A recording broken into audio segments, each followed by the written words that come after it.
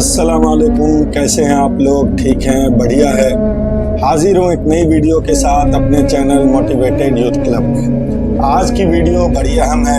नबी करीम सल्लल्लाहु अलैहि वसल्लम एक दुआ मांगा करते थे, अल्लाह उस इल्म से बचा जो इल्म हमें नफ़ा ना दे।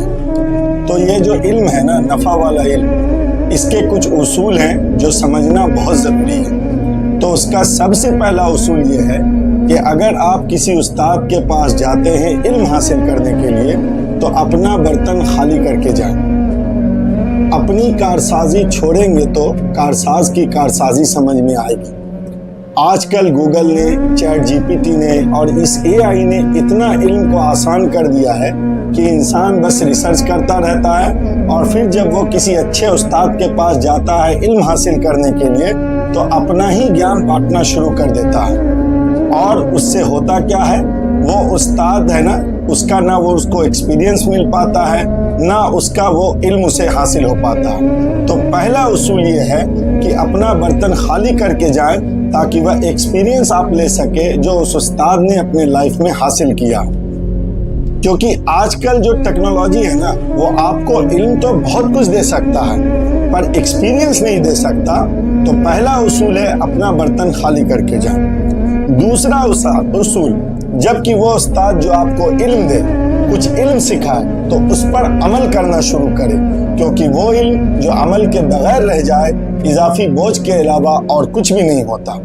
हजरत वासिफ अली वासिफ रहमतुल्लाह अलैह का बड़ा प्यारा फिक्रा है कि बातें और सिर्फ बातें अमल के पैरों में मजबूत भारी जंजीरें हैं। तो ये समझ ले कि सिर्फ बातें ही करते रहे और इल्म बयानी ही करते रहे, उसको अमल में ना ले तो इजाफी बोझ है, उसका कोई फायदा नहीं। जब आप अमल करना शुरू कर दें किसी भी इल्म पे, तो उसका फायदा ये होता है कि वह इल्म पक्का हो जाता है, आपके किरदार से और आपके अमल से जाहिर होने लगता है, और वह फिर न सिर्फ आपके काम आने लगता है बल्कि इर्द गिर्द लोगों के भी काम आने लगता है, और अल्लाह ताला उसमें बरकत भी डाल देता है और तासीर भी डाल देता है। तीसरा जो उसूल है, इसमें बड़े लोग आके फंस जाते हैं। अल्लाह पाक हम सबको आसानी करे और तीसरी बात समझने की तौफीक दे। तो पहला उसूल ये है कि जब आप किसी उस्ताद के पास गए, बर्तन खाली करके गए और उसने आपको इल्म दिया और उसके बाद आपने उस पर अमल करना शुरू कर दिया और वो इल्म पक्का हो गया। अब तीसरी बात होती है, जो क्या होती है, हमने खालिसतन वो इल्म लोगों में इसलिए बांटना है ताकि हम लोगों के लिए आसानी करें। आसानी चाहते हैं। होता यह है कि इंसान माज़ अल्लाह तकब्बुर में आ जाता है, और वो इंसान जब इल्म सीखता है तो उसको अमल में लेकर आता है। वो इसलिए बयान में लाता है कि लोगों के सामने अपनी बढ़तरी जाहिर कर सके और वह लोगों को ये साबित कर सके कि वह इल्म में कितना अच्छा है और दूसरा कितना कमतर है। तो वो सबसे बड़ी गलती होती है जो इंसान करता है। इल्म अमल में लाने के बाद बयान में लाने की नीयत सिर्फ और सिर्फ मखलूक की, इंसानी मखलूक जो खुदा की मखलूक है, उसको नफ़ा पहुंचाए, ना कि आपको कोई आलिम फाजिल कह सके जिसकी वजह से आप अपने आप को स्पेशल समझने लगे।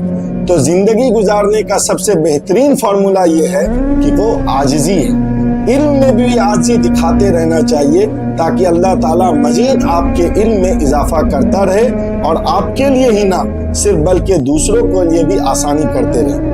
अगर आप इन तीन बातों पर अमल करना शुरू कर देंगे तो आपको इंशाअल्लाह वह मिलेगी जिसकी आपकी दीन और दुनिया दोनों सवर जाएगी इंशाअल्लाह। तो मैं उम्मीद करता हूँ कि आपको इस वीडियो से बहुत फ़ायदा हुआ होगा। दुआओं में याद रखिएगा, अपना बहुत ख्याल रखिएगा और इस वीडियो को ज़्यादा से ज़्यादा लाइक, सब्सक्राइब और शेयर करना ना भूलिएगा। खुदा हाफिज़।